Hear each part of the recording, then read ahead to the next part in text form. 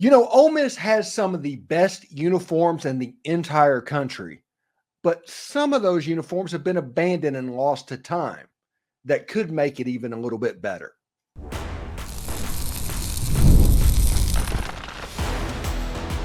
You are Locked On Ole Miss, your daily podcast on the Ole Miss Rebels. Part of the Locked On Podcast Network, your team every day.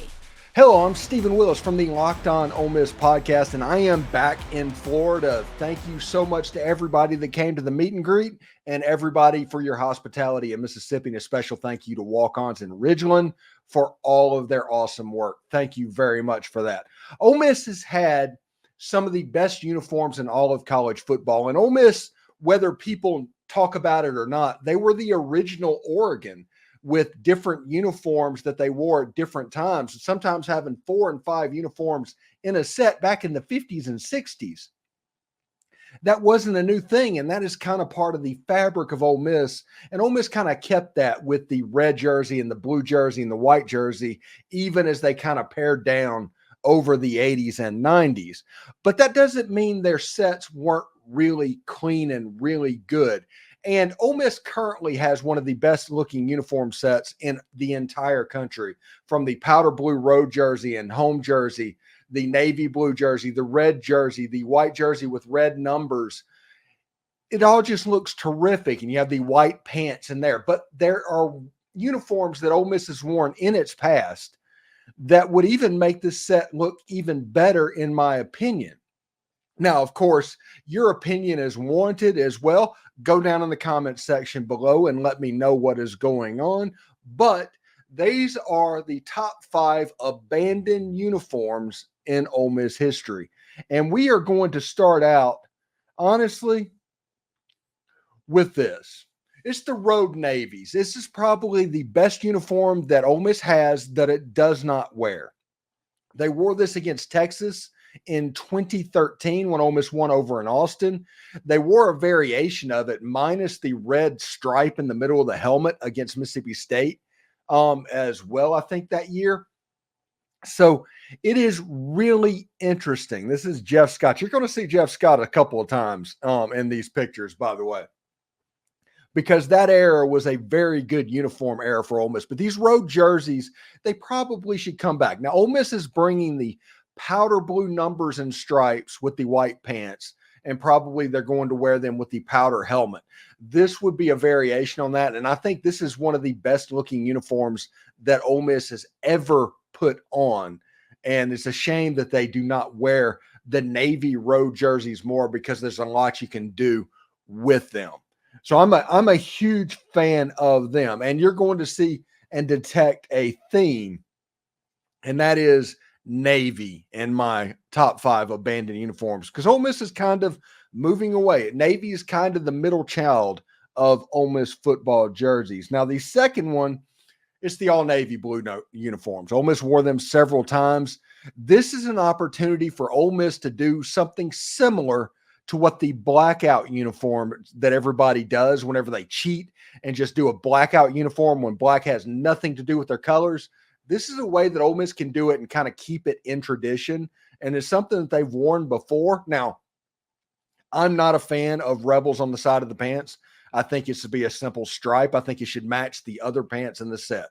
That is the change that I would make. But the navy blue, all navy blue uniforms, they are absolutely fire. They are one of my favorite uniforms that Ole Miss has ever put on. These first 2 uniforms, they were legit uniforms that I am hoping to see in the future. Those are our top 2. When we come back, it's probably going to get a little bit more controversial. You'll see. Stick around. Now, today's show is brought to you by eBay Motors. Passion, drive, and patience, the formula for winning championships, is also what keeps your ride or die alive. eBay Motors has everything you need to maintain your ride and level it up to peak performance. They have superchargers, roof racks, exhaust kits, LED headlights, and more. Whether you're into speed, power, or style, eBay Motors has got you covered. And with over 122 million parts, for your number one ride or die, you'll always find exactly what you're looking for. And with eBay's Guaranteed Fit, your part is guaranteed to fit your ride every time or your money back, because with eBay Motors, you're burning rubber, not cash. With all the parts you need and the prices you want, it's easy to make your car the MVP and bring home huge wins. Keep your ride or die alive at ebaymotors.com. Eligible items only. Exclusions apply. eBay's guaranteed fit is only available to U.S. customers. Listen, I love sports. I love them so much I never want them to stop. But as the playoffs wind down, we get fewer and fewer games, and the sports just aren't sportsing the way we want them to. But FanDuel lets me keep sports going whenever I want. All I have to do is open the app and dream up any bets at any time, and I'm in the mood. Maybe I want to bet on Ole Miss and their over-under of 9.5 wins this season. Or maybe Jackson Dart winning the Heisman at plus 1,500. Now is the chance. And this summer, FanDuel is hooking up all customers with a boost or a bonus daily. That's right. There's something for everyone every day, all summer long. So head over to FanDuel.com and start making the most out of your summer. FanDuel is the official sports betting partner of Major League Baseball. Are you watching Fox Sports ESPN on your TV all day and you have to turn down the volume with all of that shouting? Make the switch to Locked On Sports today. It's a free 24/7 sports streaming channel programmed for you every single day to bring you the biggest sports stories without all of that screaming. Locked On Sports Today brings you can't-miss analysis, opinions, and news, streaming 24/7 on YouTube or the free Amazon Fire TV channels app, part of the Locked On Podcast Network, your team every day. Now, this is where it gets interesting in my top 5 list, and this is the top 5 abandoned jerseys in Ole Miss history. These are jerseys and uniforms that they do not wear anymore. So these are some interesting stuff, and I'm going to start with this. Number 3 is the gray uniform. The gray uniform got a bad rap because in 2010 and 2011, when Ole Miss's ability to win games against really good teams was declining after 2008 and 2009. In 2010, 2011, Ole Miss broke out these uniforms, and they wore them against number 1 and number 2 teams in the country. And they got the reputation of Ole Miss not being able to win there. Ole Miss played games against Auburn when Auburn won the national championship. They played a game at Georgia in the gray jerseys. They played a game at Alabama in the gray jersey. And that reputation was built of Ole Miss not being able to win games. Yeah, of course not. You're playing top 5 level teams. But these uniforms actually looked pretty good. Now, it's a situation to where you look on the field, everybody's going to say it looks dingy. Yeah, it's supposed to. It's gray. That's what gray is. Everybody loves the gray pants. Everybody wants them to maintain a spot on Ole Miss's uniform strip. But this is a way to do the modern thing of monochromatic uniforms with the gray pants to keep them around. Everybody doesn't like that Ole Miss wears the white practice pants. That's one of the big things you hear from some of the people complaining about the new uniforms that Ole Miss are breaking out. And a lot of that is because there's nothing to monochromatic go with the gray. You would have to do the gray. So you have to be able to deal with the fact that it's gray in order to do that. Now, if you want it to pop on camera, you obviously need the white pants, the white jerseys, but I think it's a one-off. If you're playing Furman, if you're playing Middle Tennessee, if you're playing Georgia Southern, this is a good uniform to wear against those teams, in my opinion. I do like these uniforms. And this is where I think that I'm going to lose some people. I really do think I'm going to lose some people. I genuinely like the David Cutcliffe white uniforms. They wore them for 2 years, I think, with Romero Miller and Eli Manning's first year with the stripless uniforms. And people raised holy hell about the stripless uniforms for Ole Miss and how they looked. But as far as just an aesthetic and looking good on the field, the uniforms looked really good. And also, I think it's funny that Ole Miss, as tradition-centric as it is when it comes to uniforms, their 2 greatest players, and Archie Manning and Eli Manning, they had stripless uniforms that happened during their eras.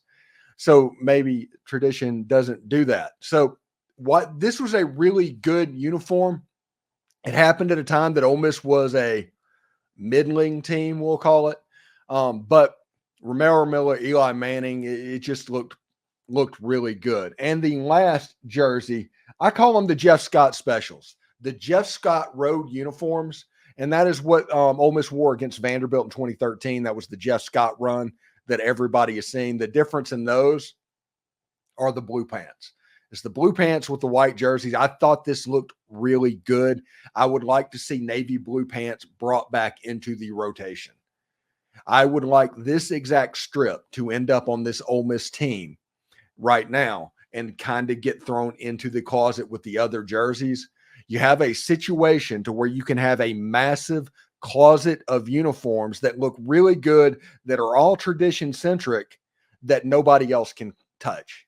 This can be your thing. Oregon started this. Ole Miss is perfecting it. And I think that it's important that you remember that. This is a very good looking uniform. And that was a really fun game against a very good Vanderbilt team. That's very weird to say. So I'm back in Florida after the meet and greet. I had a huge time. It was great. It was fantastic. Thanks to everybody that attended the meet and greet. But the next one is likely going to be the Friday before the Florida game. Okay. The Friday before the Florida game. That is when I'm probably going to do it again. I'm going to try and find a place somewhere in Gainesville that I can do a little bit of a meet and greet. Heck, maybe I'll call walk-ons and see what's up. See if they have one in Gainesville.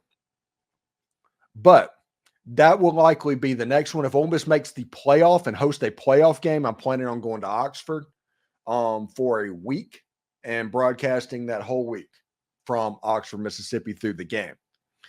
The next meet and greet true special thing that'll happen next year, I'm thinking will be on the Mississippi Gulf Coast.